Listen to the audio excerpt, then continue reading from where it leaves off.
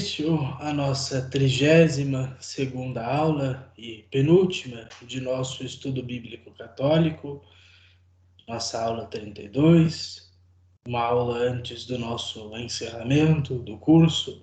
Salve Jesus, eu sou o seminarista Luiz Alfredo, que colabora com o conteúdo formativo deste canal Católico de Verdade, e vamos então abordar um assunto que creio que seja de grande importância para os nossos estudos da Sagrada Escritura.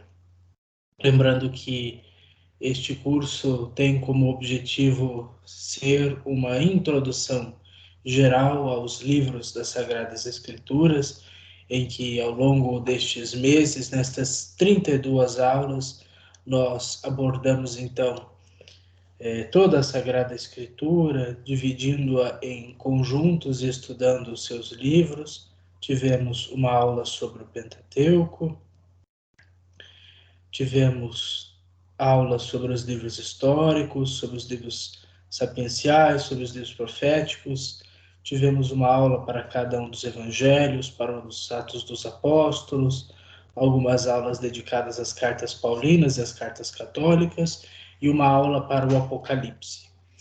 Na aula passada, nós tratamos então dos apócrifos, pseudoepígrafos e outros textos relacionados. Eu espero que tenha sido uma aula interessante, que tenha despertado a curiosidade de todos vocês sobre o assunto, sobre a questão do cânon bíblico e sobre a questão dos livros apócrifos.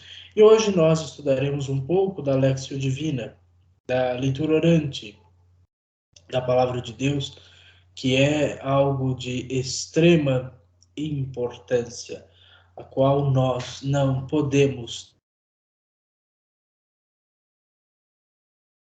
de modo algum, na nossa formação cristã.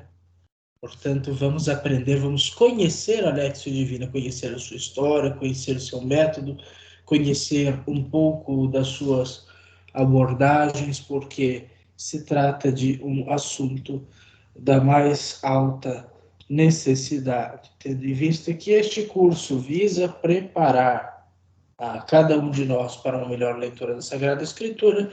Nós precisamos, evidentemente, de um método de leitura das Sagradas Escrituras.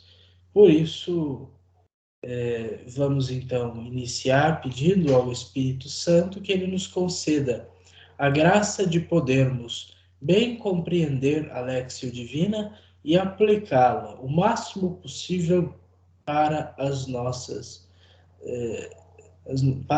atividades, para a nossa vida de oração pessoal, para o nosso melhor e maior contato com a Divina Escritura.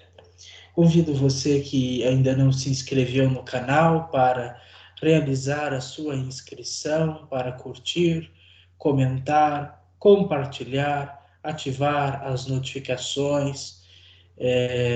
Se você quiser ajudar o canal tornando-se um membro, entrando no grupo do Telegram, enfim, para receber os vídeos, entrar em contato comigo, pessoalmente, pelo meu número, enfim. Você que deseja talvez tirar alguma dúvida, conversar ou contribuir, quem sabe, com o canal, é algo de extrema importância. Mas principalmente neste momento, a sua interação é algo de extrema importância.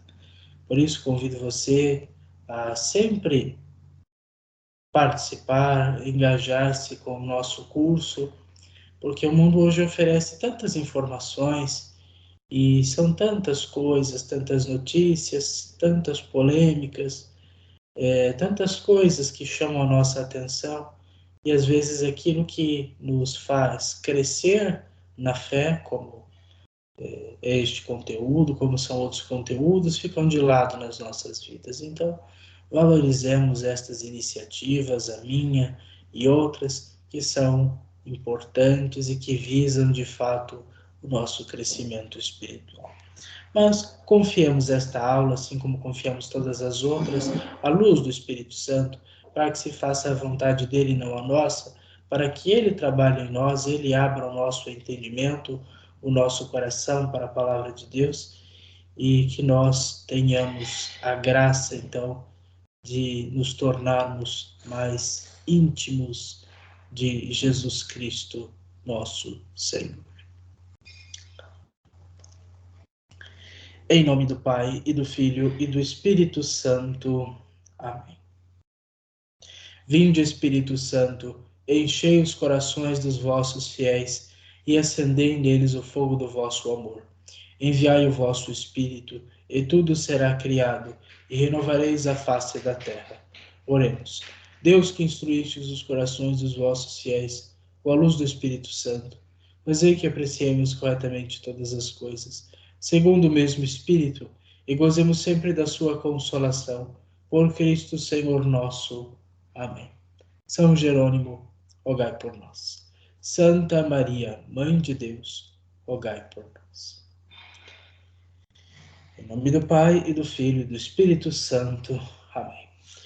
Muito bem, meus caros irmãos e irmãs, então hoje nós abordaremos a Léxio Divina e gostaria então que nós refletíssemos um texto que é particularmente muito caro para mim, é um texto que eu gosto muito, do Evangelho de São João, no capítulo 1, nos versículos 35 a 39. Então, depois, quando nós tivermos trabalhado a Léxio Divina, veremos de refletir esta pequena passagem bíblica a fim de servir como um exemplo prático daquilo que nós estaremos estudando na aula de hoje, sobre a leitura orante da Palavra de Deus.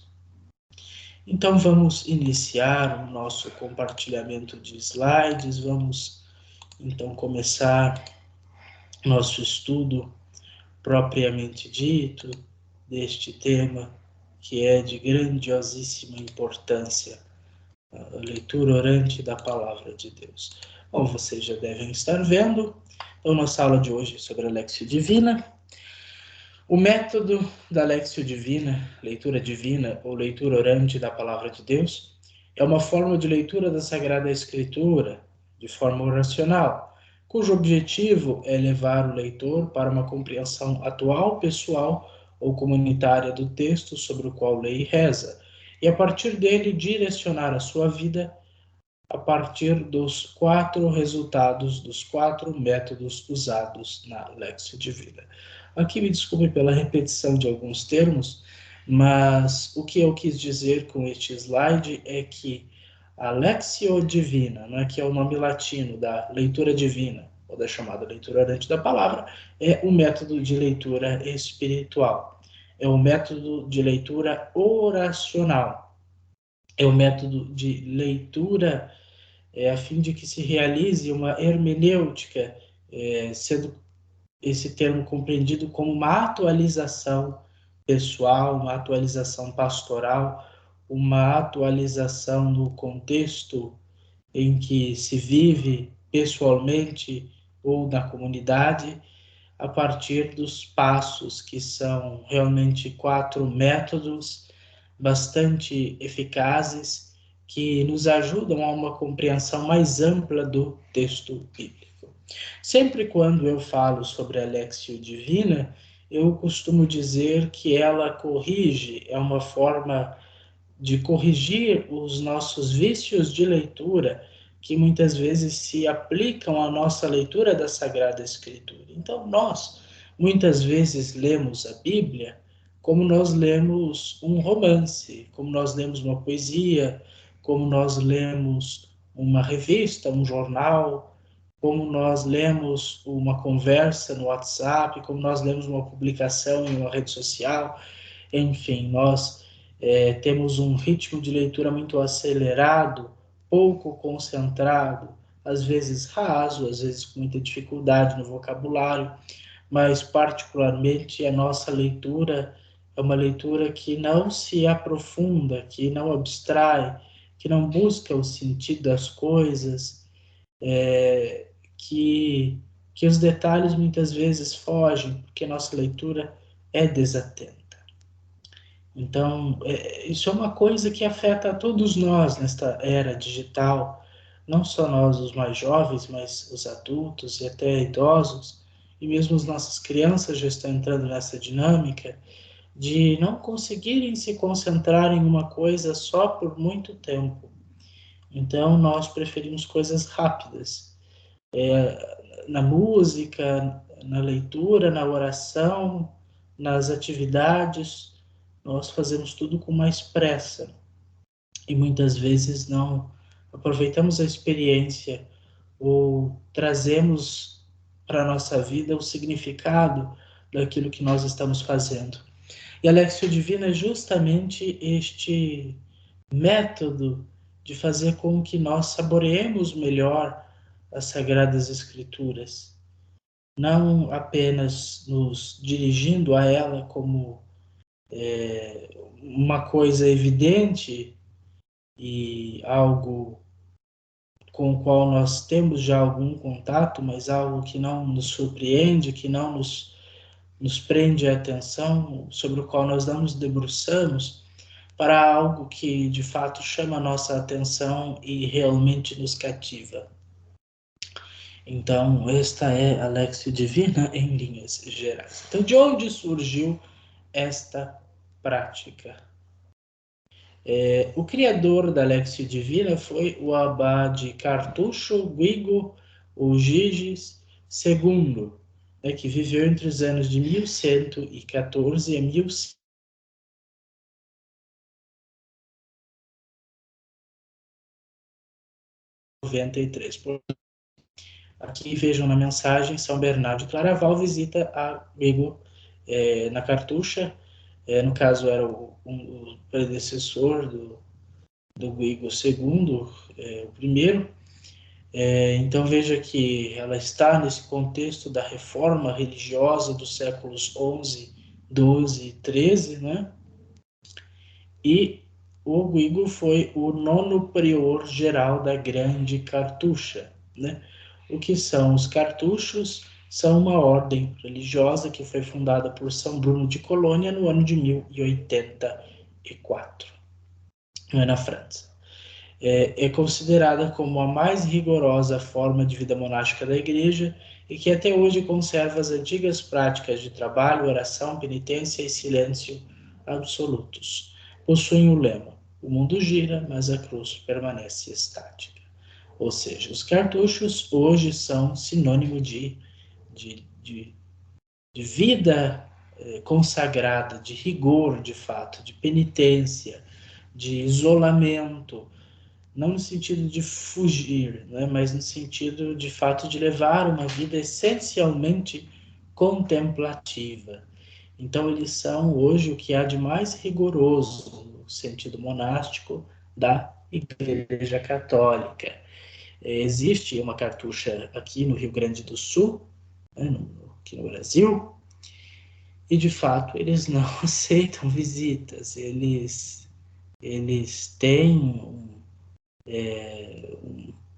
de fato uma política muito rigorosa com relação a isso tudo. Então, eles permanecem assim como a cruz permanece, ainda que o mundo gire.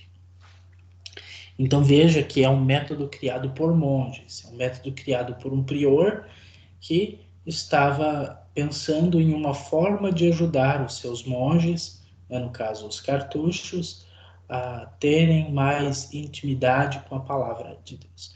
Então, segundo uma lenda, o prior estava na biblioteca e precisava alcançar um livro em uma alta prateleira, mas não possuía uma escada apropriada.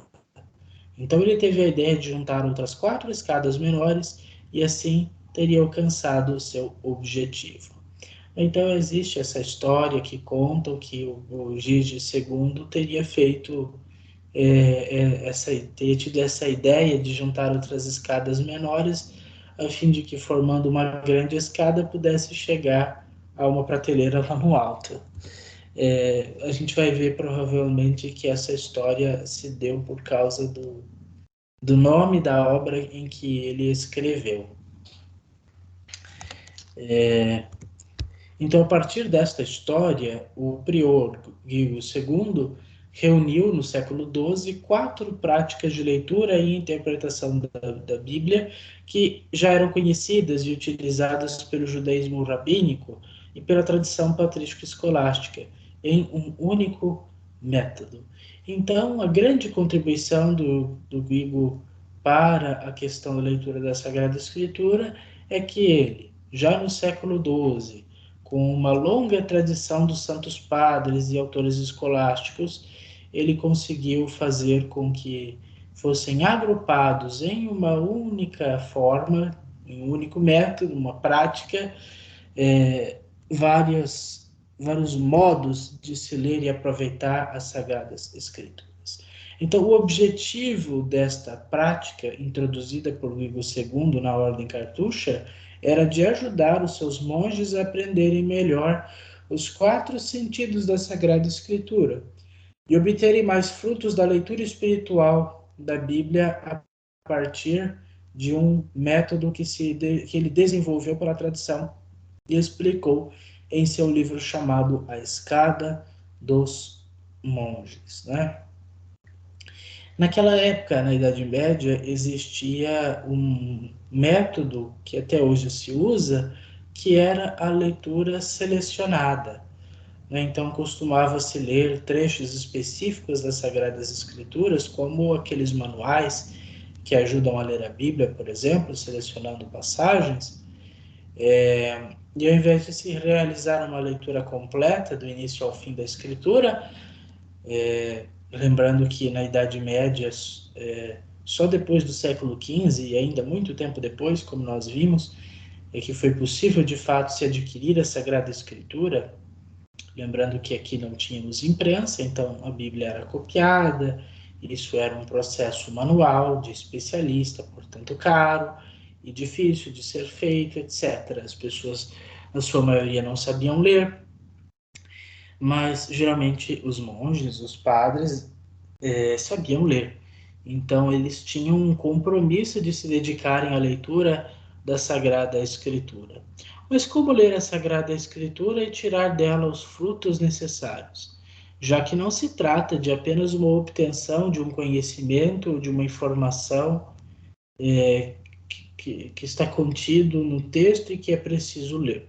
Mas a Bíblia exige um certo esforço da nossa mente, iluminada pela graça de Deus, a fim de entendermos o que o autor sagrado escreveu, inspirado por Deus, e o que Deus quis inspirar ao autor sagrado, a fim de que ele o escrevesse para nós.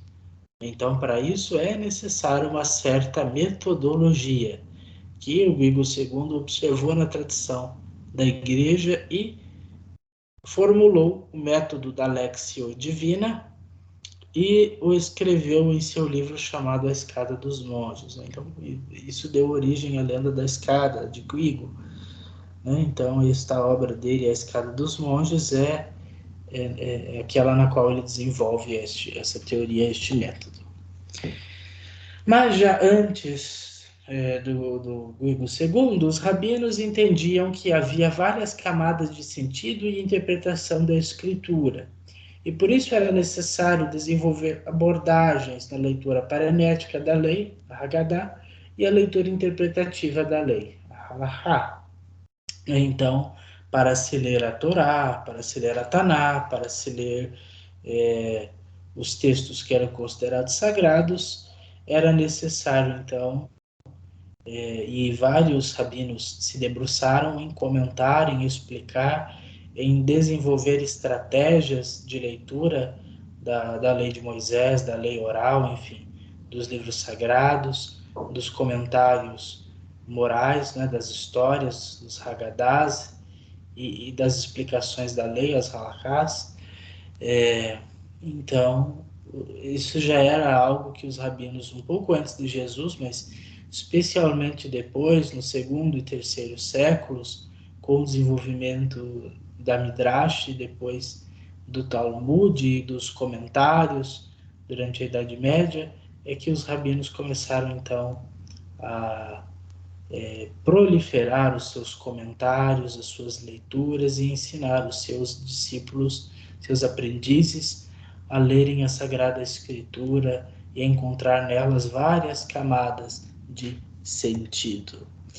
Contudo, foi apenas do século XIII que o rabino Moisés de León, ou Moshe Ben Shem Tov, né, que foi um rabino espanhol, né, do século XIII, ele, que era um grande expoente da Kabbalah, ele criou o acróstico, né, chamado Pardes, que reunia os 4 métodos de interpretação do texto da Torá e da Taná. Então, o rabino Moshe Ben Tov, ele foi muito importante nesta corrente do judaísmo cabalístico na Idade Média, no século XIII, né, uma corrente judaica com uma abordagem mais mística das Sagradas Escrituras, né, que buscava, sobretudo, as alegorias, a questão numerológica, a fim de o significado dos nomes e das coisas. A partir desta abordagem, e segundo toda a tradição rabínica antes dele, né, como o próprio Maimônides, como o próprio Rashi, como outros grandes rabinos, ele então foi o grande compilador, o grande idealizador deixado Pardes. Este Pardes, então, ele está em 4 pontos muito importantes, né? Peshat, né, que em hebraico é superfície, então é o sentido literal, é a letra, ou seja, aquilo que aparece, esta é a ideia do Peshat.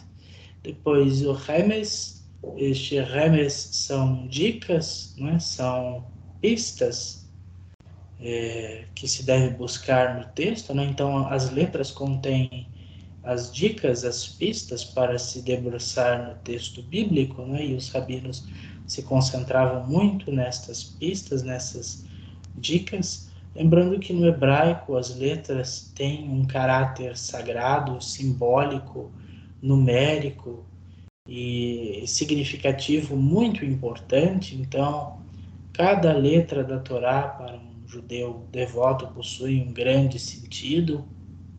Enfim, então estudar o modo como essas letras estão dispostas e os símbolos aos quais elas se referem é algo de muito importância.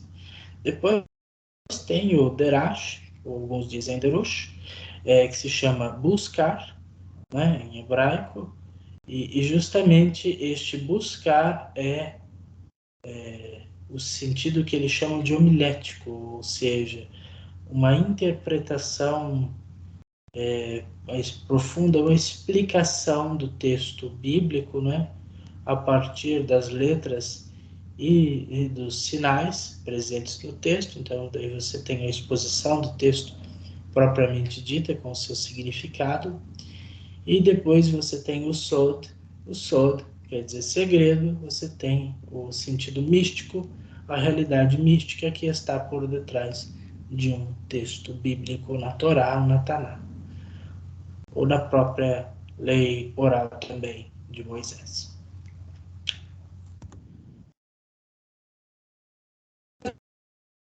De antiguidade, Orígenes de Alexandria, no século III, defendia que havia 2 sentidos na interpretação da Sagrada Escritura: o sentido literal e o sentido místico-alegórico, com uma ênfase no sentido alegórico, buscando compreender como uma passagem do Antigo ou do Novo Testamento fazia uma referência a Jesus Cristo.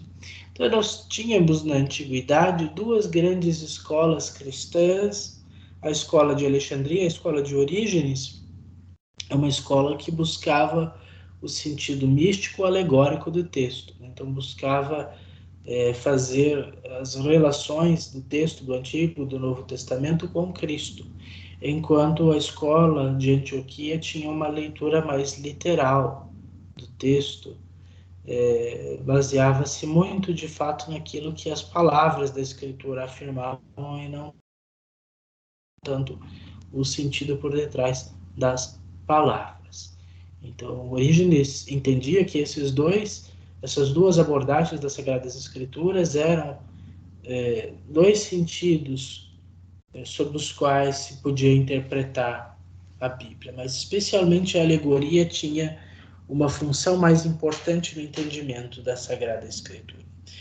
Nós sabemos a importância de Orígenes, ele fez a Hexapla, comparou 6 traduções diferentes da Sagrada Escritura, isto ainda no século III, quando não se havia exegese, quando não se havia edições críticas das Sagradas Escrituras, com textos ecléticos, como se chamam, como nós temos no século XX e hoje no século XXI. Então ele foi pioneiro nessa questão do estudo bíblico, não é à toa que muitos dizem que Orígenes é o pai da exegese. Ele de fato merece esse título, embora não tenha sido necessariamente o primeiro, mas ele merece este título de grande mestre exegeta, porque ele foi muito importante. As obras de Orígenes, o modo como ele esmiuça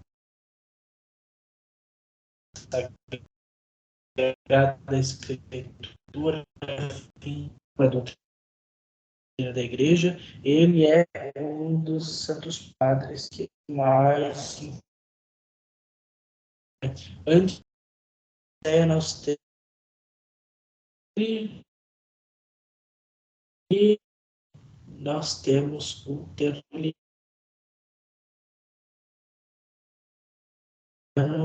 de Cartago e o Orígenes de África tem uma ligação maior com a escola antioquiana, e o Alexandre, o Orígenes com a escola.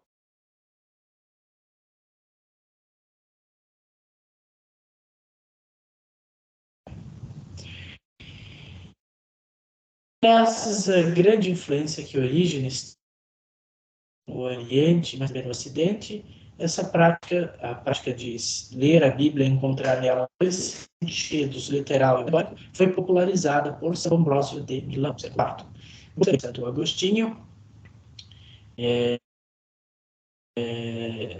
nos séculos IV e V, São Jerônimo, no século IV, e esses chamavam esta prática de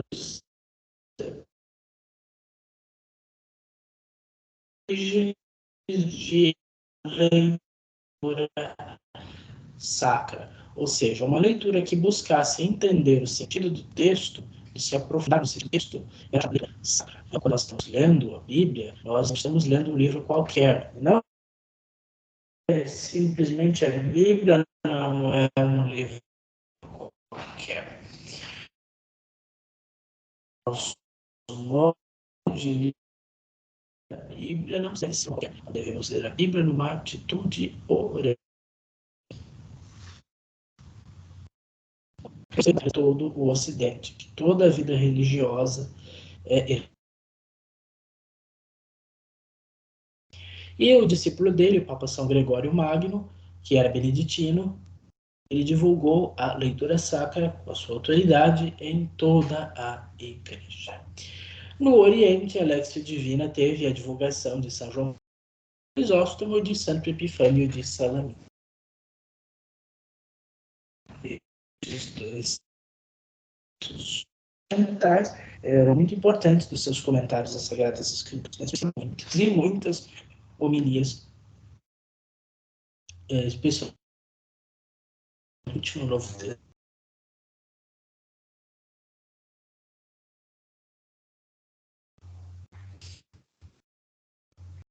Então,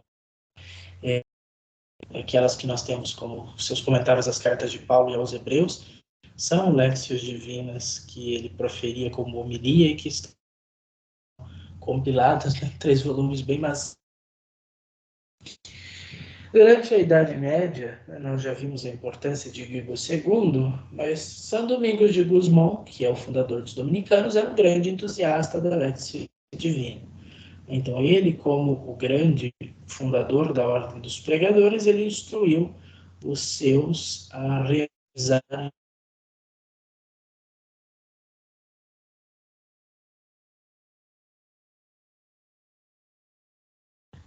o trânsito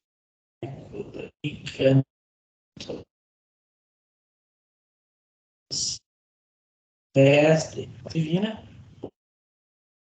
de Santa Clara de Assis, que desenvolveu um método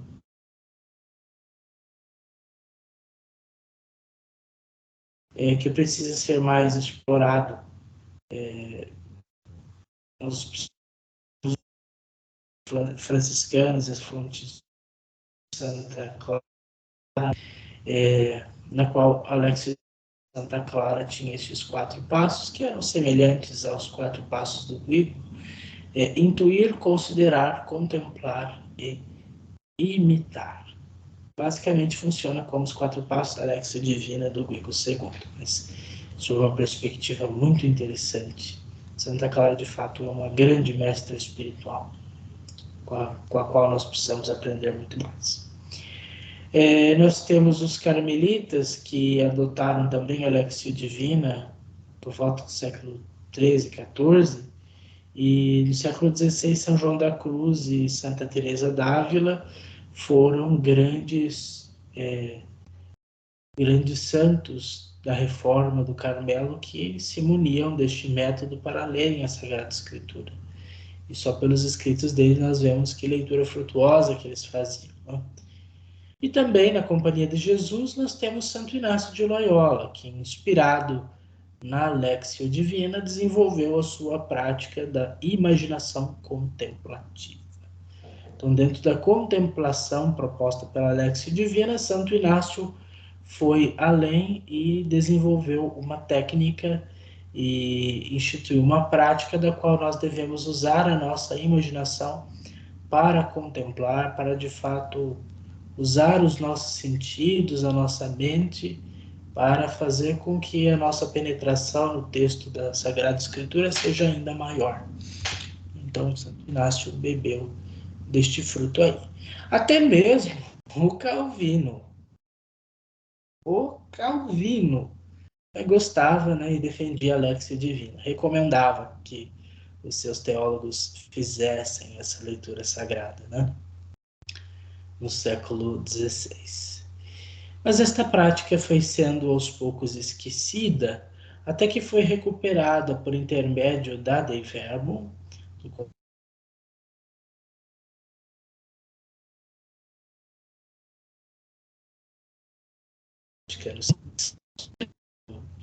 foi o Papa que continuou e encerrou o Concílio Vaticano II, 16, que explicou de forma atualizada o método da Alexia Divina na Verbum Domini, no ano de 2010. Muito bem, então nós fizemos aqui uma pequena passagem histórica da Alexia Divina. Agora é necessário que nós passemos para os passos da Alexia Divina propriamente ditos, que são de extrema importância. Nós entendermos cada um desses passos, como fazê-los e o sentido de cada um deles. Então, como é que o Guigo II desenvolveu a Alexia Divina? Em 4 etapas, para aprender os 4 sentidos da Sagrada Escritura. Antes de vermos quais os sentidos, vejamos as etapas da Alexia Divina, que visam justamente esses sentidos. Nós temos então o primeiro passo, que é a leitura, né? Alexio. Depois a meditação, que é a meditatio. Depois nós temos a oração, a oratio, e a contemplação, a contemplatio. Né? Estes são os 4 passos da Alexia Divina: leitura, meditação, oração, contemplação. São João da Cruz, então, sintetiza a Alexia Divina do Guigo II em uma frase: procura na leitura e você encontrará na meditação. Bate na oração, ele será aberto em sua contemplação. Então, ele, parafraseando do Evangelho, lá em Mateus, ele diz: pedi, vos será dado, batei, e será aberto, buscai e achareis, né? Então, quem busca lendo, acha meditando, e quem bate rezando, se abre contemplando. Então, veja como de fato é bela a Alexio Divina, quanto ela é espiritualmente muito profunda, né? Nós subestimamos muito a Alexia Divina, talvez porque nós estamos acostumados a realizá-la de uma forma tão glória, lenta, mas se nós olhe como os santos a utilizavam, olhe e veja pelos escritos, veja pelo modo como eles se relacionavam com a palavra de Deus. Veja que eles mesmos são frutos da leitura espiritual. Não apenas graças específicas dos seus escritos, mas as suas vidas são moldadas pela palavra de Deus. Aliás, isto é a sério. Quando nós conseguimos conformar de fato a nossa vida à palavra de Deus, sem contradições, sem exceções, aí então poderíamos dizer que nós somos santos. Mas enquanto ainda houver uma contradição entre a palavra de Deus e mim mesmo, aí eu ainda não sou santo. Aí eu ainda preciso desta confirmação, desta conformação à palavra de Deus. Veja que São João da Cruz nos ensina o sentido mais profundo da Alexio Divina. Bom, de acordo com o Papa Bento XVI, na Verbum Domini, né, Verbum Domini é aquela exortação apostólica pós-sinodal de 2010, um documento que eu amo de coração, que fala sobre a palavra de Deus. E aqui ele nos recorda, então, nesses dois números, sobre a Alexio Divina. Então vamos ler o que Bento XVI nos ensina. Vamos deixar que Bento XVI e não eu explique a Alexio Divina.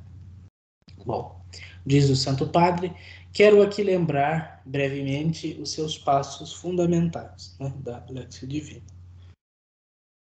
Começa com a leitura, né, do texto, que suscita a interrogação sobre um autêntico conhecimento do seu conteúdo. O que diz o texto bíblico em si? Sem este momento, corre-se o risco que o texto se torne somente um pretexto para nunca ultrapassar os nossos pensamentos. Então veja que instigante da parte do Papa Bento. É necessário, então, uma leitura. Para quê? Para termos um conhecimento autêntico do conteúdo do texto. É o que o texto bíblico diz em si.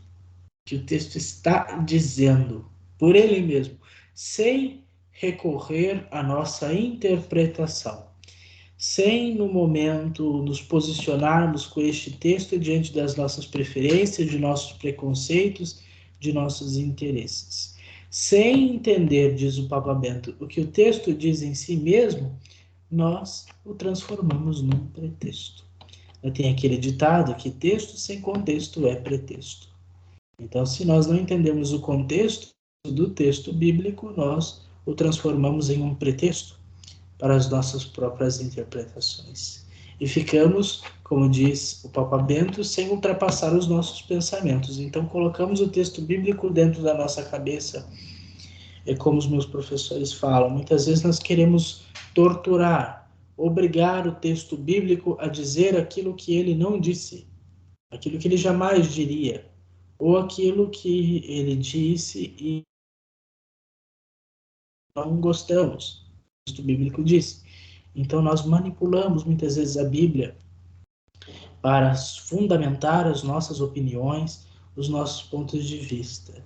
E se isso já é ruim quando nós temos alguma verdade, com alguma certeza, ainda mais quando mentimos, ainda mais quando estamos equivocados, ainda mais quando nós agimos de má fé. Então, ai de nós, né? Nós lemos no Apocalipse, algumas aulas atrás, de que quem modificar a palavra de Deus será também modificado, será jogado sobre ele as pragas descritas no livro. Então, aí de nós queremos usar o texto bíblico como pretexto para as nossas próprias intenções. Mas é necessário que compreendamos o que o texto bíblico quis dizer e disse de fato por si mesmo. O segundo passo da nossa Lexio Divina é a meditação. E na meditação aliás, vamos com o Bento, depois eu falo. Segue-se depois a meditação, durante a qual nos perguntamos: que nos diz o texto bíblico? Aqui cada um pessoalmente, mas também como realidade comunitária, deve deixar-se sensibilizar e pôr em questão, porque não se trata de considerar as palavras pronunciadas no passado, mas no presente. Então, o Papa Bento nos ensina que este segundo passo é procurar o que o texto me diz ou o que o texto nos diz. E mesmo quando eu leio sozinho, eu devo buscar o que o texto me diz como um membro da comunidade. Então a Bíblia não é uma palavra que fala apenas de modo íntimo, pessoal, único, exclusivo ou egoísta. A Bíblia nos fala enquanto filhos de Deus, enquanto filho como os filhos e em Jesus, que é o Filho de Deus por excelência. Então a Bíblia me leva a sair do meu egoísmo, do meu comodismo, da minha preguiça, do meu pecado, das realidades deprimentes, para buscar a graça de Deus.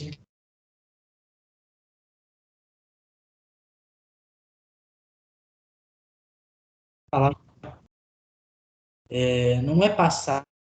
A Bíblia não é um livro do passado, é um livro atemporal, é um livro presente, é passado também, é futuro.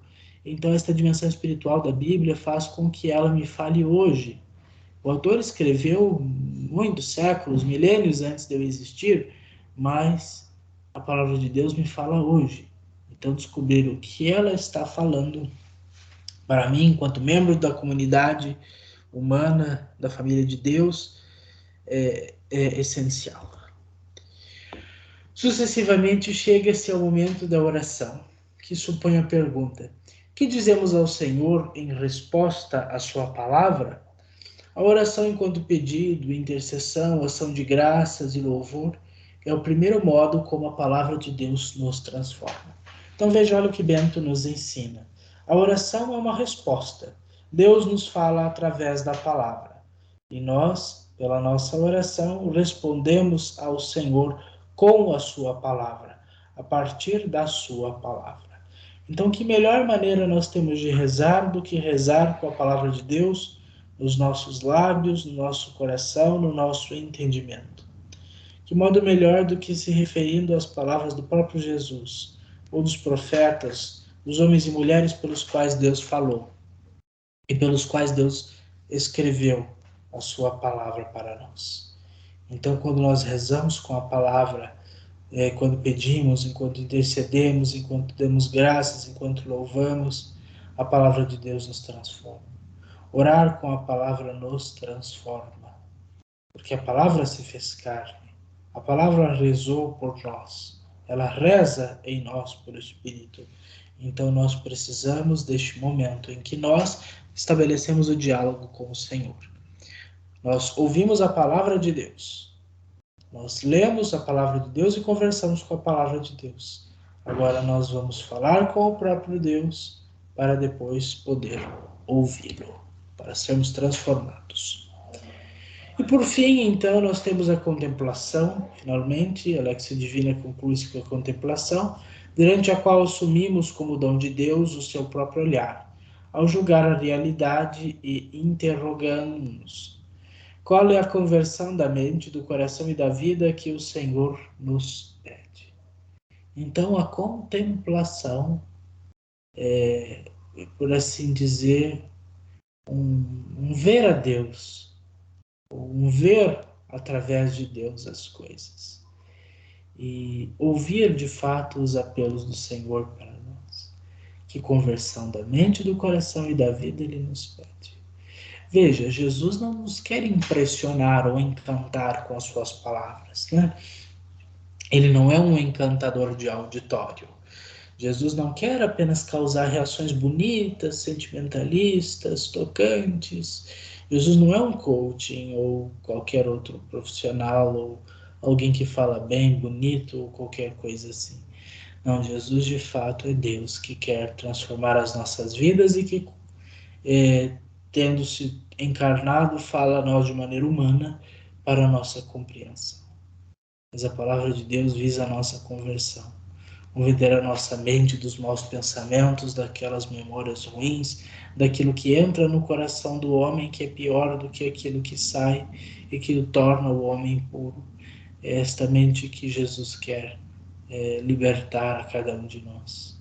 Depois nós temos a conversão do coração, as atitudes, os sentimentos, as paixões, as virtudes, tudo isso passa pelo coração, que também precisa ser convertido, e na vida as nossas ações, nossas omissões, nossos planos, nossas reações, nossa inteligência, todo o nosso ser é convidado a uma conversão profunda em Jesus Cristo. O que Ele nos pede, o que Ele quer de nós. Este é o passo da contemplação. Falamos com Deus na oração. Na contemplação, nós ouvimos a Deus que nos fala. E não são momentos idênticos, a oração e a contemplação, muito menos a leitura e a meditação. Mas são passos que são essenciais e que vão nos preparando para ouvirmos a voz de Deus, que nos fala pela sua escritura e que nos fala pela sua iniciativa. Na realização da Lectio Divina, é importante que nos atentemos a alguns detalhes que são essenciais em cada passo e que nos ajudam a cumpri-los devidamente e avançar neles. Então, meus caros, nós temos algumas dicas aqui que podem nos ajudar. O Papa Bento nos ensinou que é Lectio Divina. Vamos só recapitular o que o texto, aliás, aqui, o que o texto bíblico diz em si, na leitura, na meditação. O que nos diz o texto bíblico na oração. O que dizemos ao Senhor em resposta à sua palavra e na contemplação, com a conversão da mente, do coração e da vida que o Senhor nos pede. Então, vamos para algumas dicas em cada um desses passos que podem nos ajudar. Então, na leitura, o que nós podemos fazer então para perguntar ao texto o que ele diz em si mesmo? Ora, para isso é necessário que a nossa leitura seja boa, ou seja, tem que ser uma leitura feita de forma correta e compassada. Então, nós não podemos escolher uma tradução cuja linguagem nós não conheçamos, seja difícil. Nós não podemos ler com pressa ou ler mal, nem devagar demais, nem rápido demais. E que ela seja feita mais de uma vez, pelo menos mais uma ou duas vezes, para nós fixarmos. Né? Um professor meu que dizia que era necessário ler pelo menos 8 vezes um texto.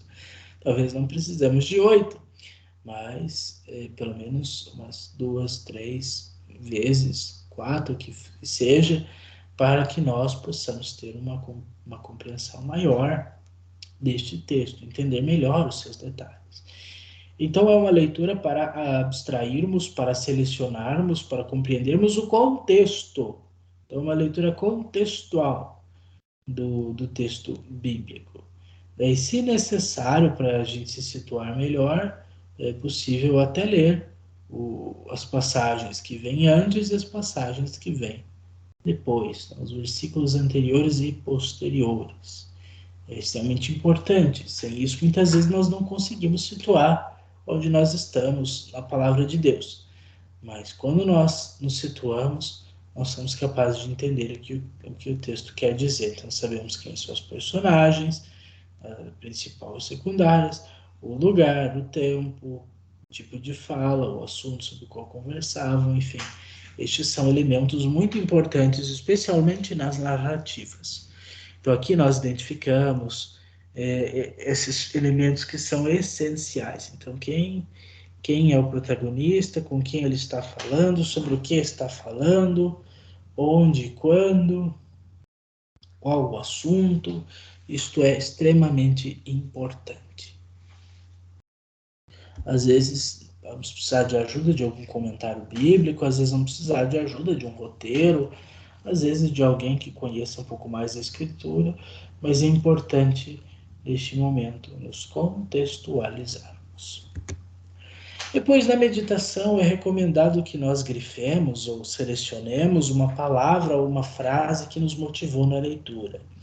Isso nos ajuda a nos concentrarmos no significado do texto para nós atualmente. Então, na meditação, o que chamou a sua atenção? Talvez alguma personagem tenha chamado a sua atenção. Talvez uma fala, um verbo, uma palavra, uma frase, algo deve ter te tocado, algo deve ter soado diferente para você. Às vezes, numa leitura só, nós não conseguimos essa palavra, esta frase, por isso é sempre bom lermos mais vezes, até que alguma coisa nos chame a atenção. E isto é importantíssimo para que nós não fiquemos assim pensando no mundo da lua com o texto bíblico nas mãos, mas para que algo sirva de foco para a nossa meditação do texto, para a nossa imaginação contemplativa, como diria Santo Inácio de Loyola. Então é necessário estabelecer esse parâmetro, uma frase, uma palavra, alguém, algo que tenha te chamado a atenção, algo com o qual Deus esteja falando ao seu coração. E eu fiz essa observação que nos 2 primeiros passos, na leitura e na meditação, nós estabelecemos um diálogo com o texto bíblico, que é a palavra de Deus, que nos comunica Jesus Cristo. Ele é a plenitude da revelação de Deus e da verdade. Então, na leitura e na meditação, nós nos concentramos no texto bíblico, o que Deus nos diz a partir do texto bíblico. Então, é bem importante termos a consciência disso. Depois, na oração, nós tomamos a palavra, aquele versículo, aquela frase, aquela pessoa na Bíblia, na passagem que nos chamou a atenção, e nós estabelecemos a partir da oração um diálogo com Deus. Nós rezamos com a Bíblia. Isso é que é um rezar com a Bíblia. Então, além do ofício divino, que nós rezamos quase integralmente ele com a Bíblia, nós temos a Léxia Divina como uma forma de nós rezarmos com a Bíblia. E como é importante rezarmos com a Bíblia. Como a Bíblia é sapientissimamente mais totalmente superior às nossas próprias palavras e definições. Ela é compêndio da sabedoria divina, Sagrada Escritura, e precisamos, de fato, usá-la como instrumento de oração. Então, daquilo que mais me tocou, agora eu rezo a Deus. Eu faço a minha prece, rezo talvez um refrão orante, fico em oração em silêncio. Então eu guardo 5, 10, 15 minutos para degustar, para refletir, para pedir, Senhor, a partir desta palavra, deste versículo, eu quero ser assim, muda-me. E a primeira transformação acontece, como disse o Papa Bento XVI, né, pela oração. Os primeiros frutos da leitura divina vêm pela oração do próprio texto. Então nós precisamos ter esse tempo para falar com Deus. E depois na contemplação é o momento de escutar o que Deus nos fala, porque Deus é educação em si, em ser, não é? Então ele fala, nós falamos e ele não nos deixa no vácuo, como se diz hoje, mas ele sempre nos responde. Somos nós que, lamentavelmente, tolamente o deixamos no vácuo, mas ele está sempre disposto a nos ouvir. E para isso nós só precisamos abrir o coração. Nós só precisamos escutar, parar um pouquinho ver aquelas intuiçõezinhas pequenas, curtas, aquela palavrinha que vem no coração, ou uma imagem que vem ao coração, uma lembrança, um outro texto bíblico, uma direção, alguma coisa que a palavra de Deus te ajudou a raciocinar. Quem nunca assim leu um versículo e falou: poxa vida, era isso que eu estava precisando? Ou quem nunca estava refletindo, se preparando para uma pregação, para uma palestra, para algo, e de repente leu a Bíblia e, nossa, nunca tinha lido assim, ou nunca tinha lido esse livro, essa passagem. Então, é extremamente importante esta parte de ouvirmos a Deus. Ele sempre nos fala, nós precisamos silenciá-lo. Silenciar o corpo e, às vezes, o mais difícil, silenciar a mente para ouvir o que Deus tem a nos dizer. Então, ele nos fala a partir dessa palavra, por isso tenhamos cada vez mais fé e paciência, docilidade, disponibilidade para ouvir a Deus. E bom, nós temos estes 4 passos então, algumas dicas, e justamente a Lexio Divina tem este objetivo de nos ajudar, evidentemente, a abstrairmos, a recebermos, a aprendermos os sentidos que estão presentes, os 4 sentidos presentes na Sagrada Escritura, conforme nos ensina o Catecismo da Igreja Católica. Então, nós temos no Catecismo da Igreja Católica, nos números 101 a 140, em que é tratado sobre a Palavra de Deus, a Sagrada Escritura. Então, nos números 101 a 104, fala que Cristo é a única palavra da Escritura. Nos números 105 a 108, fala que a inspiração e da verdade da Sagrada Escritura. Os números 109 a 114, sobre o Espírito Santo como intérprete da Escritura e sobre os 3 critérios de interpretação. Depois, o número 115 a 119 fala sobre os sentidos da Sagrada Escritura. Os números 120 a 130 sobre o cânon bíblico, o Antigo e o Novo Testamento, e sobre a unidade entre esses 2 testamentos. Depois, os números 131 a 133 fala sobre a Escritura na vida da Igreja, e os números finais, de 134 a 141, já são um resumo do Catecismo sobre o tema. Então veja que existem 40 números do Catecismo que falam sobre a Bíblia. Nós aqui contemplaremos alguns que têm alguma relação com estes sentidos da Sagrada Escritura, que estão diretamente relacionados à Lexio Divina. Então, o número 109 do Catecismo ensina que Deus fala aos homens de maneira humana. Então, temos a autoria divina e a autoria humana da Sagrada Escritura. E para melhor compreender a Bíblia, é necessário compreender o que o Espírito Santo, o intérprete, inspirou a escrever, e o que os hagiógrafos, os autores sagrados da Bíblia, intencionaram escrever na Bíblia. Isso é, referenciando o número 12 da Dei Verbum. Então, no número 12 da Dei Verbum diz que é necessário na leitura da Bíblia nós estarmos atentos àquilo que o autor escreveu no seu contexto vital. Conhecermos o autor humano, o hagiógrafo, os gêneros literários, toda aquela condição literária que é extremamente importante de termos em vista isto.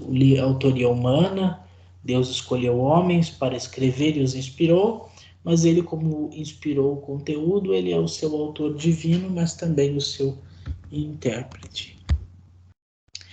Quando fala-se em conhecer os autores sagrados, os hagiógrafos, não é entrar na mente do autor sagrado, porque é impossível entrar na mente, porque uma nós não conhecemos quem foi, uma que é impossível entrar na mente de alguém de verdade, outra que existe uma considerável distância histórica, etc., divergências, muitas divergências do ponto de vista histórico, social, econômico, político, arqueológico, que às vezes dificultam o estudo, mas não é no sentido de reconstruir tudo como era antes, bonito e perfeito, e não ter mais dúvidas, mas a ciência bíblica avança sobre dúvidas e quer pessoas que consigam, né, cada vez mais se aprofundarem nesses aspectos. Claro, são esforços hipotéticos quando nós falamos do autor tal, no século tal, da condição tal, tal, tal, tal. São hipóteses, não se consegue a precisão, né, que é desejada, mas se descobrem vários elementos que são importantes para os hagiógrafos e que influenciaram na sua escrita. Isso é algo que nós precisamos ter muita atenção. Não é desprezar o método histórico crítico, não é desprezar as ciências bíblicas, os livros, a pesquisa, não. É preciso usar desses instrumentos com a devida cautela, sem deixar de considerar toda uma tradição espiritual de leitura da Sagrada Escritura. No número 110, então, nós temos os gêneros literários, que são muito importantes, né? Nós temos o trabalho do Hermann Gunkel, né? que foi um grande estudioso dos gêneros literários, e hoje em dia sempre se estuda a Bíblia, fala de identificar os gêneros literários predominantes, enfim, é um estudo extremamente importante de ser feito.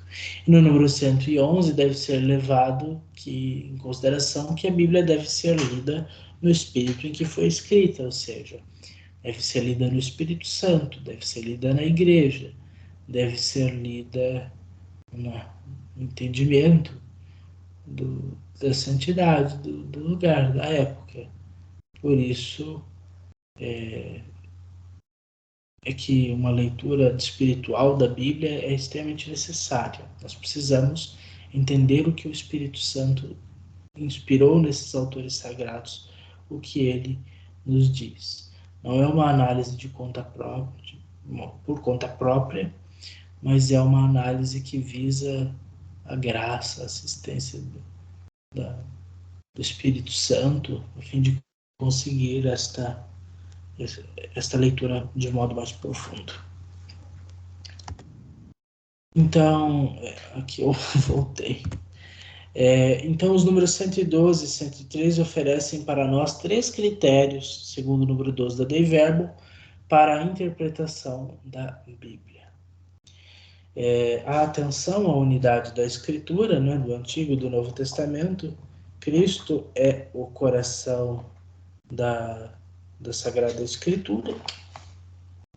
Depois nós temos ler a Sagrada Escritura na tradição viva da Igreja, na tradição e no magistério da Igreja, e a atenção à analogia da fé, ou seja, as verdades de fé no plano da revelação de Deus.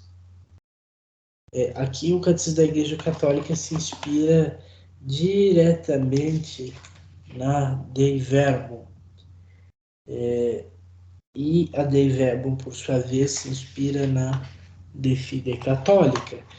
No terceiro parágrafo da Constituição Dogmática Dei Verbum sobre a revelação divina, está escrito assim: mas como a Sagrada Escritura deve ser lida e interpretada com a ajuda do mesmo Espírito que levou à sua redação, ao investigarmos o sentido exato dos textos sagrados, devemos atender com diligência não menor ao conteúdo e à unidade de toda a Escritura, tendo em conta a tradição viva de toda a Igreja e a analogia da fé. Cabe aos exegetas, em harmonia com estas regras, trabalhar por entender e expor mais profundamente o sentido da Escritura, para que, em mercê deste estudo, de algum modo preparatório, amadureça o juiz da Igreja. Com efeito, tudo quanto diz respeito à interpretação da Escritura está sujeito ao juiz último da Igreja, que tem o divino mandato e ministério de guardar e interpretar a palavra de Deus.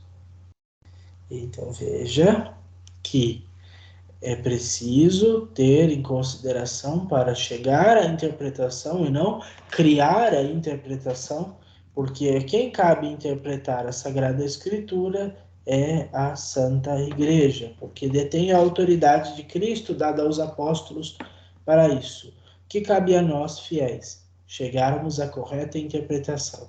Como? Ouvindo a igreja.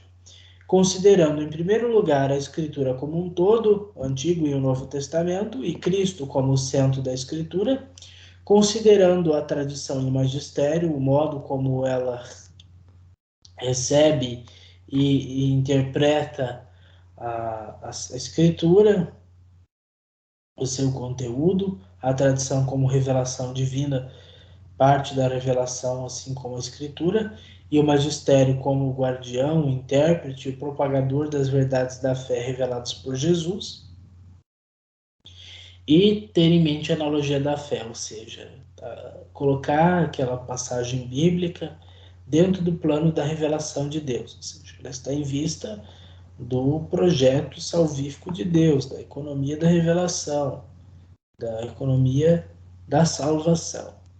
Então é necessário ter esses elementos bem claramente, não apenas ser uma pessoa estudada, forte, influente, mas é preciso ter esses 3 parâmetros importantíssimos. Bom, nos números 114 a 118 do Catecismo, nós temos, então, os chamados, a explicação sobre os sentidos fundamentais da Sagrada Escritura. Nós temos 2 sentidos, então, o literal e o espiritual. O sentido espiritual é subdividido em outras 3 camadas de sentido, que é o sentido alegórico, moral e anagógico. O que são, então, os 4 sentidos da Bíblia? E veremos qual a relação destes 4 sentidos com os 4 passos da Lexio Divina. O sentido literal é o significado das palavras da Escritura em seu contexto literário. Está relacionado ao passo da leitura na Lexio Divina. E nele está contido todos os sentidos espirituais. Então, é na letra que está o espírito. Então, por meio da leitura que nós fazemos na Lexio Divina, nós acessamos o sentido da letra. O que o texto diz em si mesmo, o que o texto diz em seu contexto. É isto que nós queremos saber quando nós tratamos do sentido literário. Então, vamos analisar os personagens, o tempo, o espaço, o assunto, o gênero literário, enfim, o começo e o fim daquela passagem, tudo isso são elementos importantes para compreendermos o que o texto diz em si mesmo. Por exemplo, eu não poderia dizer que Jesus está indo, não posso dizer que Jesus, por exemplo, não tem intenção de ir para Jerusalém, de que foi um acidente, um acaso, sendo que no Evangelho de Lucas, claramente, nós lemos, e quando tratamos do Evangelho de Lucas, claramente vemos que Jesus está se dirigindo para Jerusalém. Se eu disser que ele não está se dirigindo para Jerusalém, ou que isso é apenas uma coincidência, eu estou, de fato, fazendo uma interpretação equivocada do texto. Estou chegando a uma interpretação equivocada, por vezes até fundamentalista do texto. Depois nós temos o sentido espiritual alegórico. O que é a alegoria? Uma alegoria é uma comparação. O que é uma alegoria? Alegoria da caverna de Platão. Você usa uma história a fim de você de chegar a uma mensagem, a um conteúdo, né? No caso, quais são as alegorias presentes na Bíblia? São aqueles símbolos que nos remetem a Cristo, né? As chamadas tipologias, que são tão comuns no Antigo Testamento, né? Mas no Novo nós temos também estas relações de forma um pouco diferente, mas também Cristo é relacionado, é às vezes falado em sentido figurado, chamado por outras formas, por outros meios. Às vezes é antecipado no Antigo Testamento, às vezes é manifestado de outra forma no Novo Testamento, mas nós temos especialmente as prefigurações de Jesus Cristo, como Moisés. Moisés é um tipo de Cristo, ou seja, Moisés é uma figura que prepara Cristo, que antecipa Cristo, ou que vai dar um vislumbre no passado daquilo que Cristo é, ou no caso será no Antigo Testamento, né? Vindo do ponto de vista, no Novo Testamento, visto no ponto de vista do Antigo, né? Ficou truncada essa fala, mas enfim. Então nós temos símbolos que representam a Cristo e tipos que representam a Cristo. Por exemplo, quando se fala do Cordeiro no Apocalipse, está falando de nosso Senhor Jesus Cristo. Isso nós vimos na nossa aula. Então, falar de Cordeiro é falar de Jesus. Falar de Moisés é falar de Jesus. Falar do Cordeiro Pascal do Êxodo também é falar de Jesus. Então, é buscar nesses significados, nesses acontecimentos, uma prefiguração de Cristo, né? Por exemplo, os padres da igreja viam naquela passagem lá das águas de Mara, quando Deus falou para Moisés jogar um pedaço de lenha na água para a água ficar doce. Qual que é a lenha que nos adoça? É Jesus Cristo, é a cruz de Cristo que tira o nosso amargor e nos torna doces. Essa é uma leitura alegórica, uma leitura tipológica. É Jesus como o bom samaritano, né? Jesus como a serpente de bronze, Jesus como o novo Moisés que subiu no monte, Jesus como o templo. Muitas alegorias estão presentes no Evangelho de João.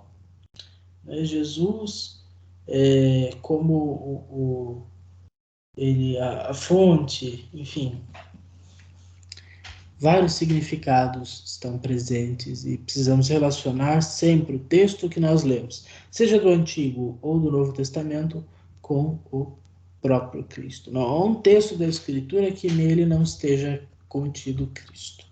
Então é necessário procurar Cristo no texto. Por isso que é o chamado sentido cristológico. E nós fazemos isso na meditação. O que o texto quer nos dizer é o que o texto quer nos dizer a partir de Cristo. O que Cristo quer nos dizer sobre si no texto. Gravem isso bem. Inclusive você, Luiz Alfredo, grave isso bem. Bom, o sentido espiritual moral é o relacionado a direcionar para o justo agir, ou seja, é um ensinamento para a prática. Por isso é chamado de sentido tropológico, ou seja, é o lugar da ação.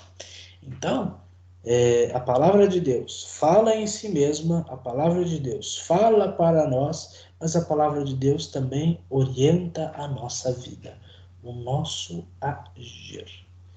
Então, a partir do nosso agir, é que a palavra de Deus vai sair das letras e sair do nosso coração para sair na nossa ação.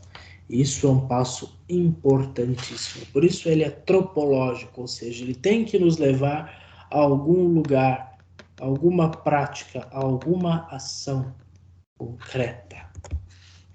Por exemplo, nós conseguimos isto através da oração. Por isso, na oração é que nós extraímos o sentido moral do texto. Pela oração, nós pedimos a Deus que Ele nos direcione para o melhor agir a partir da passagem bíblica que nós lemos, ou seja, uma virtude. Nós lemos, por exemplo, a passagem do administrador desonesto, e nós devemos pedir a Deus para que nos dê a graça de sermos honestos, de não sermos como os filhos deste mundo, mas sermos como os filhos da luz, os filhos de Cristo, os filhos do Pai em Cristo, de sermos justos, de sermos simples como as pombas, mas sermos prudentes como as serpentes, de não sermos enganados, mas de sermos justos, corretos. A virtude de administrar bem com correção os nossos bens, de sermos prudentes, a virtude da prudência. Então nós, a partir da Bíblia, somos direcionados para a ação e pedimos para que Deus nos direcione a partir da palavra, nos direcione para um correto agir. Em quarto lugar, o sentido espiritual anagógico é a busca pela verdade para a qual nós nos conduziremos. Anagogé quer dizer essa condução, né? E é considerado como o sentido escatológico e está relacionado à contemplação no Lexio Divina, ou seja, o que devemos desejar a partir do texto, qual mudança devemos fazer para a nossa conversão. Então, eu, na oração, peço a Deus a graça de ser prudente. Aqui na contemplação, eu vou buscar agora, diante das dificuldades que eu passo, ser prudente aqui nos estudos, no trabalho, na família, nos lugares onde estou. Então, para onde é que essa palavra vai nos levar? Não, eu preciso de fato me converter em uma pessoa mais honesta. Eu preciso me converter em uma pessoa mais justa, mais correta, a fim de que isso me leve a estar mais próximo de Deus, a me assemelhar a Deus. Este é o sentido escatológico. Eu quero ir para o céu. Não é que essa palavra me leva para o céu, não. Me leva para o céu pedindo a graça da prudência e exercitando esta prudência nas situações em que eu geralmente sou imprudente. Não é que simplesmente Deus vai estender a mão, vai pegar uma varinha mágica, ou vai jogar o pó de pirim-pim-pim em nós e nós seremos transformados pela virtude. Não.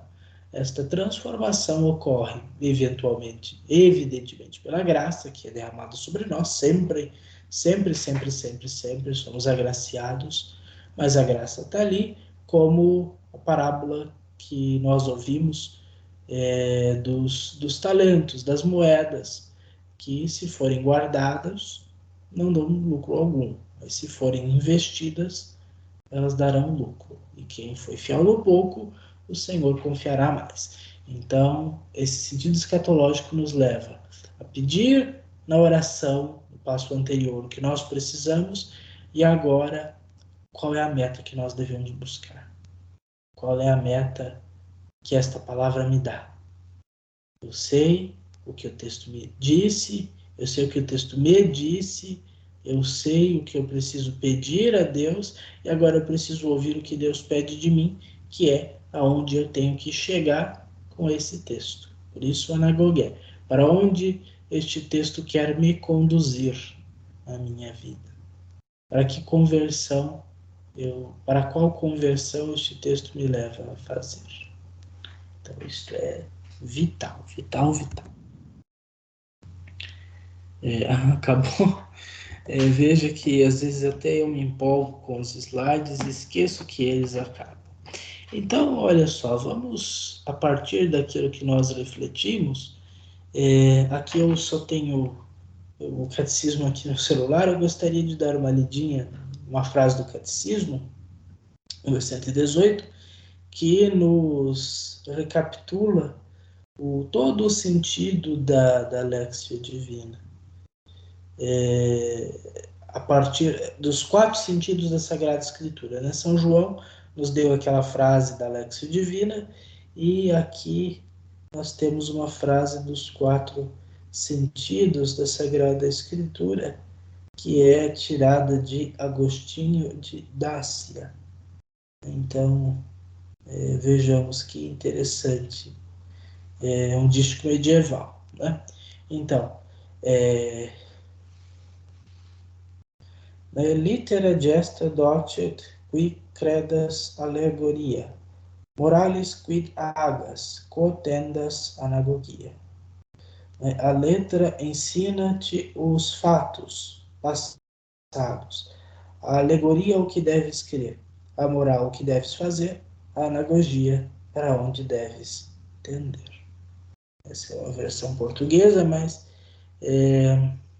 o sentido é este. O sentido literal, o que fazer, a leitura, o que o texto diz em si mesmo. A alegoria, o que deves crer. A meditação, o que o texto me diz. A moral,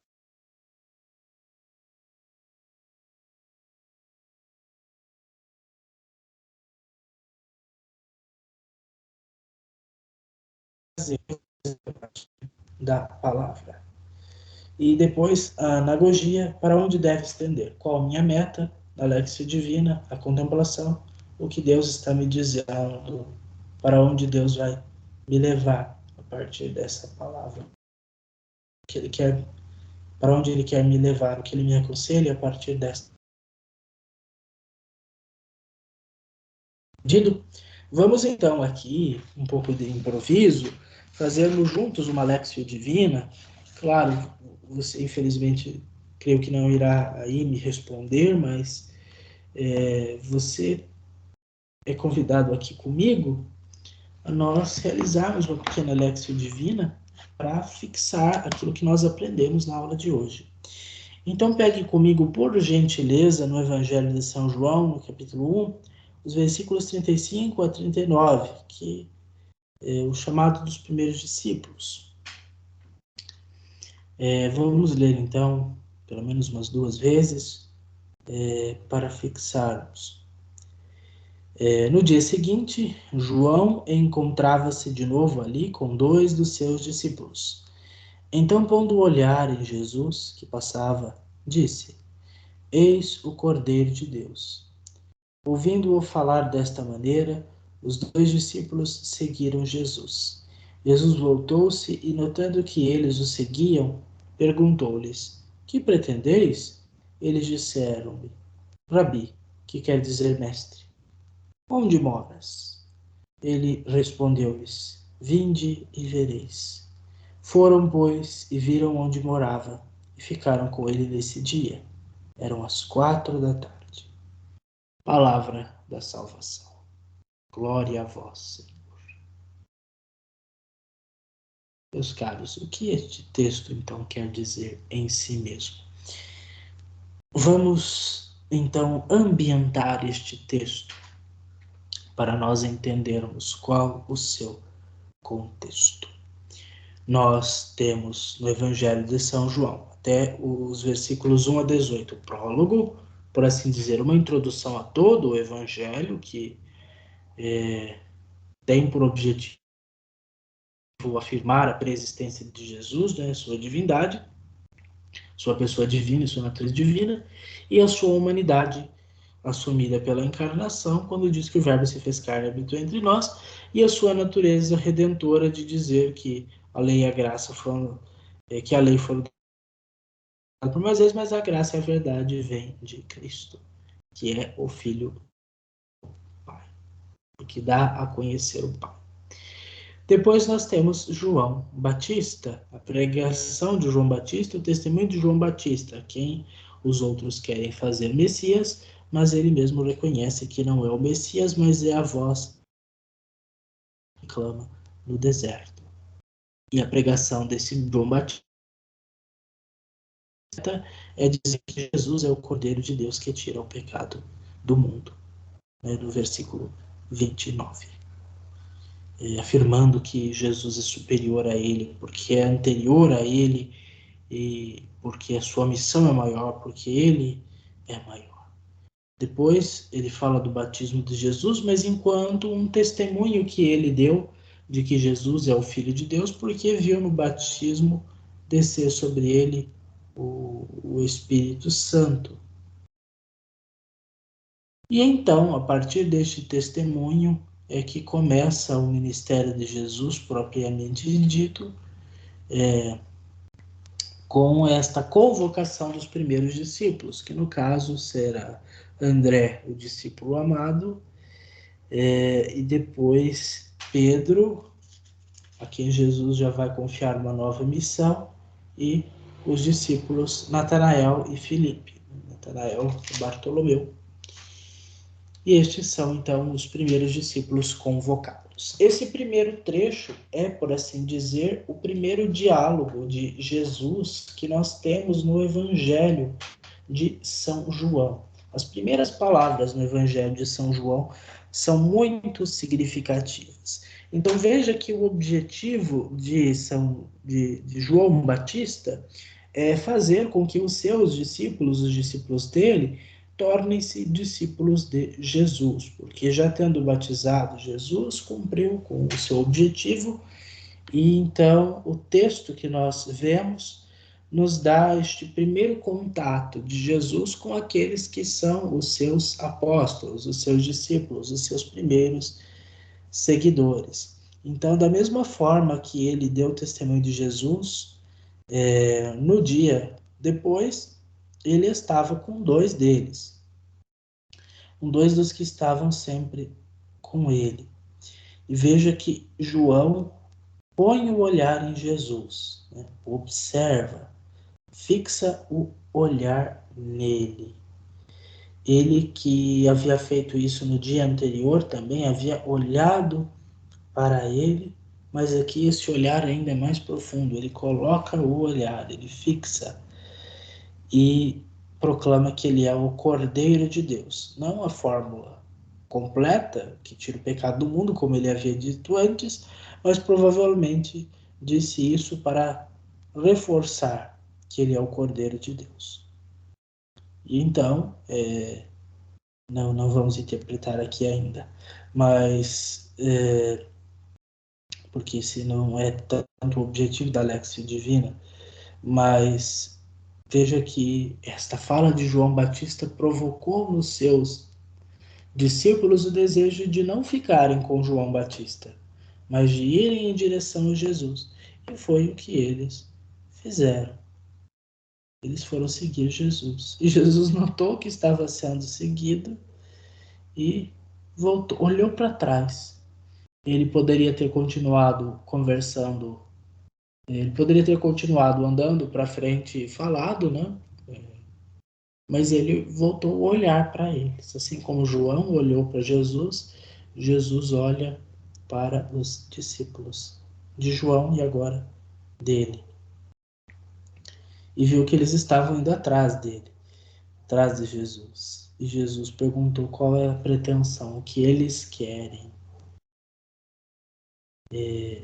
Veja, quem segue Jesus deve ter alguma pretensão. E Jesus quer saber a nossa pretensão com o seguimento dele. E Jesus, e eles disseram então, perguntaram, aliás, né, mestre, onde moras? Eles queriam saber onde é que era que Jesus se concentrava, se localizava. E a resposta de Jesus não foi eu moro aqui, eu moro acolá, enfim, etc. Mas olha, quer saber onde eu moro? Vem e você vai ver. E eles foram e viram e ficaram com ele. Né? E o texto termina dizendo que era às 4 da tarde, em que eles seguiram Jesus. Então nós temos um contexto de diálogo entre Jesus, os discípulos, aliás, nós temos primeiro o diálogo de João. Nós temos João com os dois discípulos, Jesus passa por eles, João fala com os discípulos apontando para Jesus, os discípulos deixam João, vão seguir Jesus. Jesus vê que está sendo seguido, se dirige a eles, pergunta o que eles querem. Os discípulos dizem que querem saber onde esse mestre mora. Jesus responde que eles venham e vejam onde ele mora. E os discípulos então foram, eles viram e eles permaneceram com ele. E era às 10 horas, aliás, a hora 10ª, né, às 4 horas da tarde, quando isso aconteceu. Então, esse é mais ou menos o contexto, espero que tenha dado para entender. Agora vamos contemplar este texto. O que este texto nos diz? O que ele fala ao seu coração? Qual é a frase? Qual o personagem? A atitude? Veja que isso nem sempre é uma coisa unívoca, ou seja, eu leio agora, depois vamos ler de novo e talvez uma outra coisa tenha chamado a sua atenção. Ou às vezes é uma mesma coisa, e se eu ler esse texto daqui a um mês, pode ser que outra coisa chame minha atenção daqui a 10 anos, assim como no passado chamou atenção para tantos outros detalhes. Essa é a beleza da palavra de Deus, dessa palavra viva espiritual. Tantas coisas nos chamam a atenção. Vamos ler de novo a fim de contemplarmos melhor. No dia seguinte, João encontrava-se de novo ali com 2 dos seus discípulos. Então, pondo o olhar em Jesus, que passava, disse: Eis o Cordeiro de Deus. Ouvindo-o falar desta maneira, os 2 discípulos seguiram Jesus. Jesus voltou-se e, notando que eles o seguiam, perguntou-lhes: Que pretendeis? Eles disseram-lhe: Rabi, que quer dizer mestre, onde moras? Ele respondeu-lhes: Vinde e vereis. Foram, pois, e viram onde morava, e ficaram com ele nesse dia. Eram as 4 da tarde. O que chama a sua atenção, a minha atenção? Nós já vimos os detalhes, vimos as personagens, vimos o tempo, né? Vimos o espaço,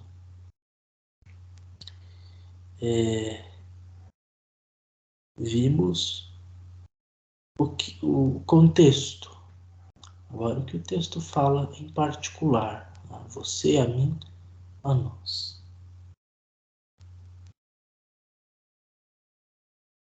O que chama a minha atenção é esse convite de Jesus, né? Vinde e vereis. É o que me chamou a atenção um dia no encontro vocacional e é o que ainda continua me chamando a atenção. Este convite de Jesus, ele que viu que eu estava o seguindo, que eu estava atrás dele, que eu ouvi dizer, não é, que ele era o Cordeiro de Deus, e querendo saber mais, querendo seguir, querendo estar com esse mestre, saber onde é a sua escola, saber onde ele ensina, onde ele prega, onde ele vive, e ele continua dizendo: venha e verás. Então, este texto parece particularmente que me impele, ele me impele ao seguimento, ao discipulado. Penso que este texto fala sobre o discipulado, fala para mim, penso que para todos nós também, do discipulado. Mas para você, talvez, a fala de João Batista tenha chamado mais atenção. Eis o Cordeiro de Deus. Ou a primeira fala de Jesus, que diz: Que pretendeis? Então, que é a primeira fala de Jesus em todo o Evangelho de João. Que pretendeis? Talvez isso te toque. Então é importante você perceber o que te toca e ver o que Deus está falando por meio da sua palavra contigo. Depois nós temos na oração. E agora é o momento em que nós pedimos a Deus, né, para que Ele realize aquilo que Ele deseja. E eu peço nesta noite, peço com todos vocês, que Ele nos dê a graça de sermos de fato seus discípulos, de não sermos apenas curiosos que estão atrás dele, de não sermos uma mera multidão que o segue pelos seus milagres, mas a graça de o seguirmos porque queremos saber onde ele mora, conhecer a sua casa, conhecê-lo com profundidade, saber quem de fato ele é.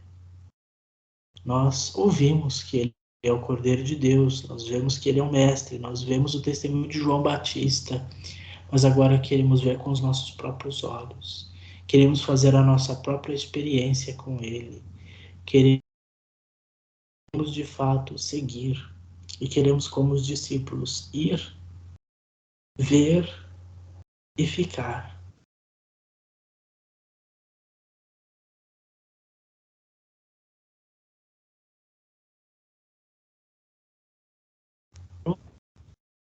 Então, uma verdadeira experiência com Jesus nos marca. Então, vamos pedir a Deus para que Ele nos dê uma nova experiência com Jesus, que marque o nosso coração também, que possamos ver onde Ele mora, possamos estar com Ele, permanecer com Ele todo o dia.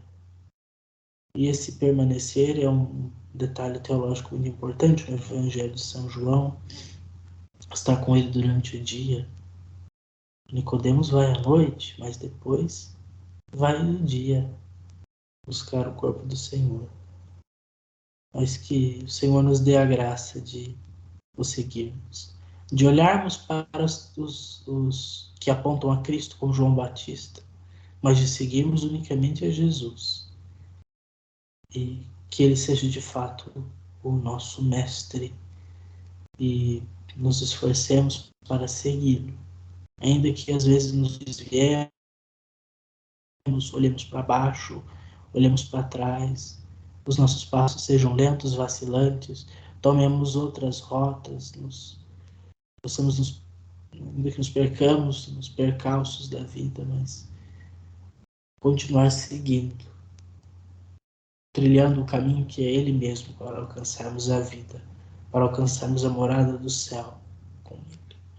Isso e tantas outras coisas podemos pedir a Deus, que Ele nos atende por meio de Cristo,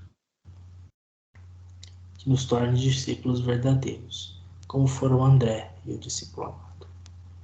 Amém. E agora é importante que façamos um silêncio aqui, por ser um vídeo, não dá para a gente parar às vezes um pouco e gente, o texto nos diz em si mesmo, nos diz e nos leva a dizer a Deus. E agora o que eu sinto meu coração perturbado com esse texto, como me senti no meu encontro vocacional. E agora eu sou convidado a fazer de novo esta experiência. Eu sinto que este é o apelo de Deus para mim, a seguir de novo, a deixar tudo de novo, ou a deixar aquilo que eu ainda não deixei, e querer de fato seguir este mestre. Ele continua querendo saber a minha pretensão, o que eu quero dele. E a minha resposta ainda não mudou. Eu ainda quero ser um discípulo. Eu ainda quero como meu mestre supremo. Mas o que ele pede de mim ainda é para deixar o que eu ainda não deixei e ir com mais convicção para o seu seguimento. Para que eu possa ir de fato para ver, pois quem não vai com ele, quem não segue, não vê quem ele é, não sabe quem ele é, não sabe onde ele mora.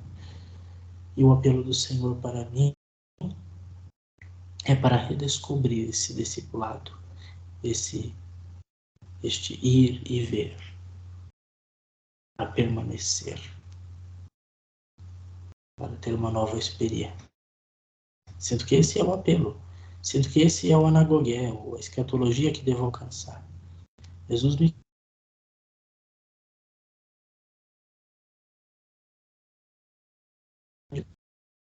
eu seja de fato este ir de novo, ver de novo, ficar de novo, ficar mais, ir mais, ver mais.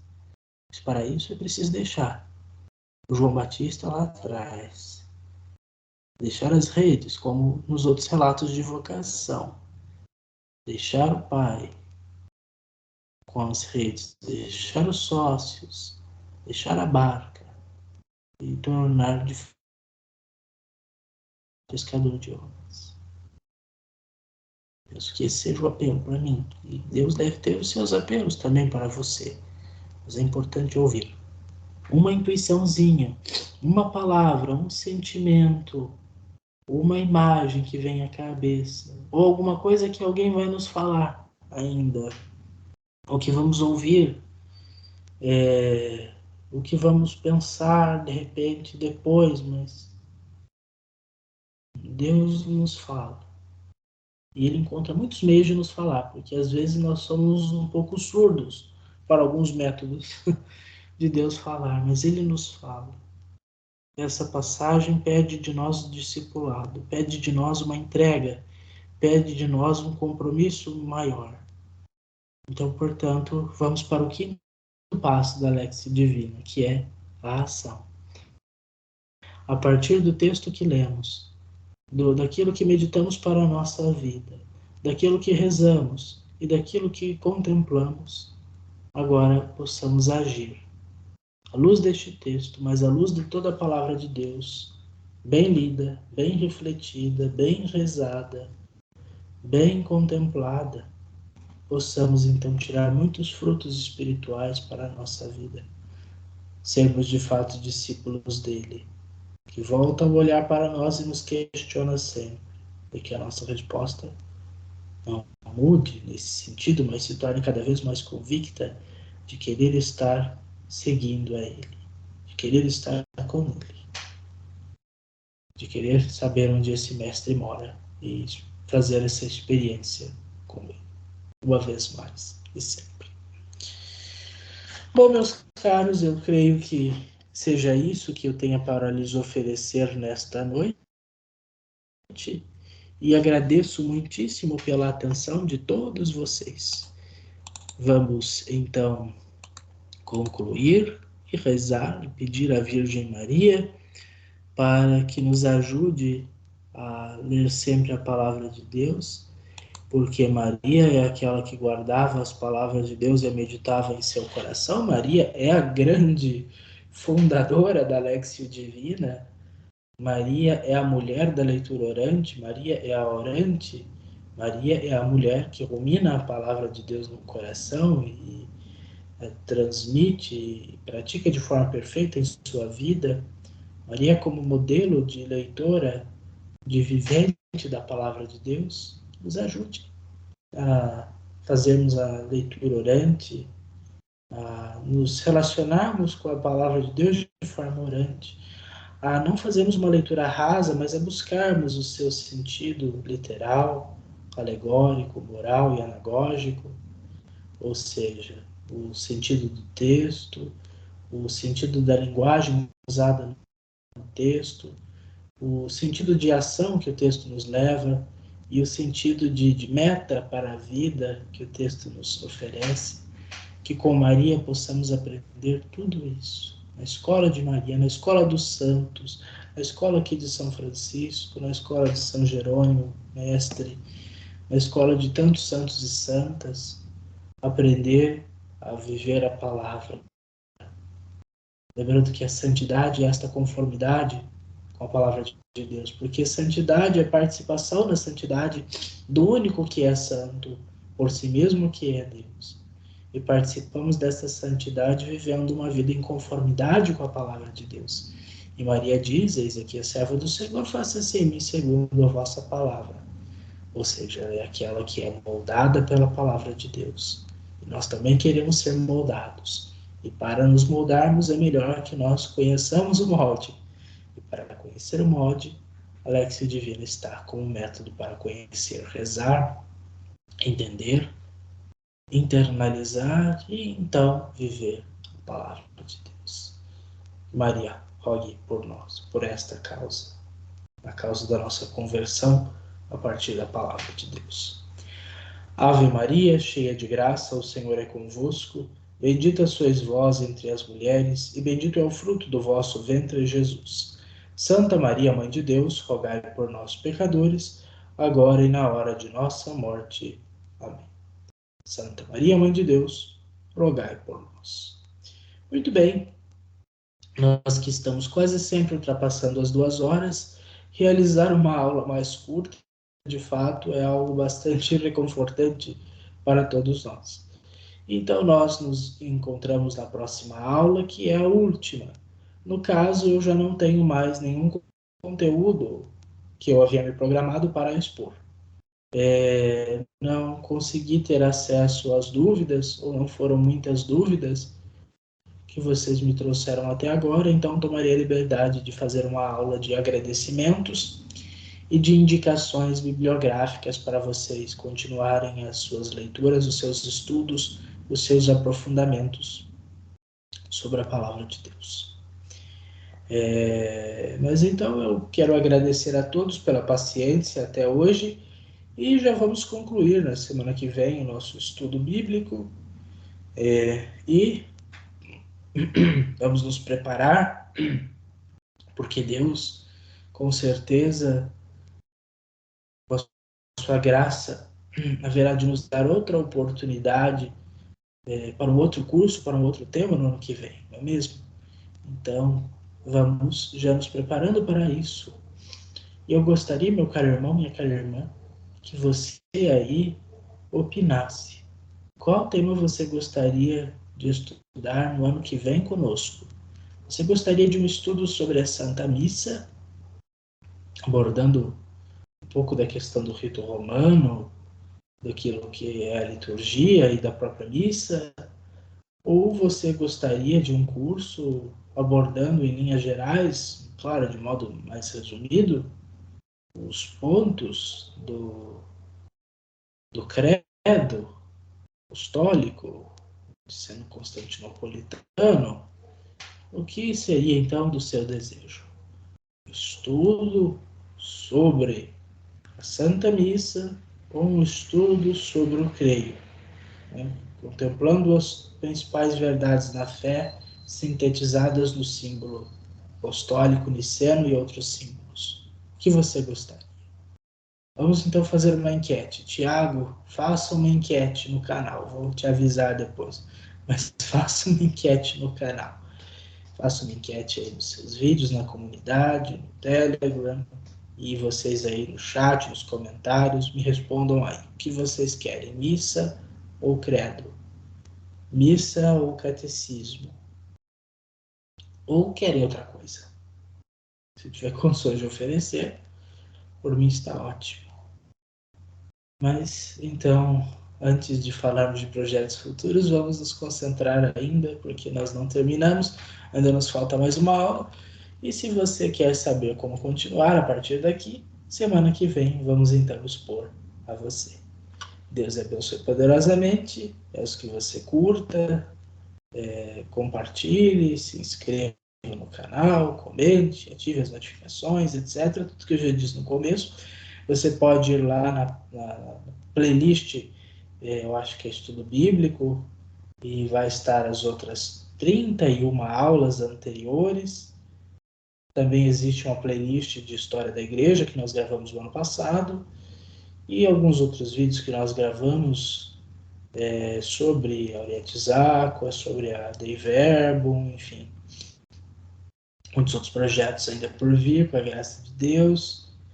E, apesar das perseguições, e apesar de nós mesmos, se Deus quiser, continuaremos. Com a ajuda de Deus, continuaremos. Porque Deus sempre haverá de querer algo que é bom. Mas, com a ajuda de Deus, nós haveremos de continuar. Por isso, fiquemos em nome do Pai, do Filho e do Espírito Santo. Amém. Muito obrigado a todos vocês. Deus os abençoe. Nos tornemos praticantes e praticantes bons, eficazes, instruídos da Léxio Divina e permaneçamos sempre com Deus. Amém.